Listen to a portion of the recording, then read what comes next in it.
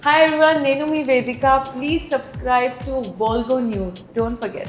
గతంలో బీజేపీ ఏడ ప్రభుత్వాలు ఉంటే కూలగొట్టడం, దాన్ని గెలిపించుకోవడం, ఆ తర్వాత ప్రభుత్వాలు నడిపించడం అక్కడ తప్పనిసరిగా జరుగుతుందన్నాను. మా ఇండియా అలయన్స్ తోడు అక్కడ గెలవడం శుభసూచకం. కానీ అది అట్ ది సేమ్ టైం మహారాష్ట్రలో మొన్న జరిగినటువంటి పార్లమెంట్ ఎన్నికల్లో 48 సీట్లు ఉన్న పార్లమెంట్ లో 31 సీట్లు, మోర్ దాన్ 60% తోటి మేము గెలవడం జరిగింది. ఈ 9 నెలల్లో ఏం గొప్ప కార్యక్రమాలు చేసిందని నాకు అర్థం కాదు. గెలిచిందంటే కేవలం 50,000 crores స్పెండ్ చేసిర్రు. వాళ్ళు ఏమంటున్నారంటే తెలంగాణ నుంచి కర్ణాటక నుంచి పోయినాయి డబ్బులు కాబట్టి అయినా డబ్బులకు అయితే మీరు కూడా డబ్బులే ఇచ్చిండ్రు కదా. పోయి మాకంటే ఒక్కొక్క అభ్యర్థికి 50 కోట్లు ఇచ్చిండ్రు. 30 కోట్లు వానికి మిగతా నిలబడ్డట్టు ఎవరైతే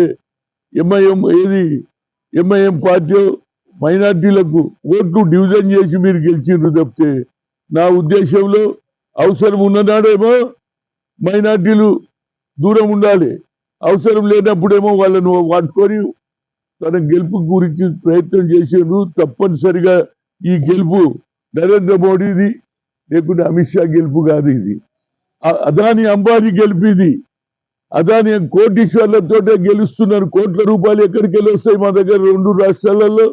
మీరు ఒక్కొక్క అభ్యర్థికి 50 కోట్లు ఇచ్చారు కాబట్టి అదే సంజయ్ రౌత్ కూడా అదే మాట చెప్పాడు.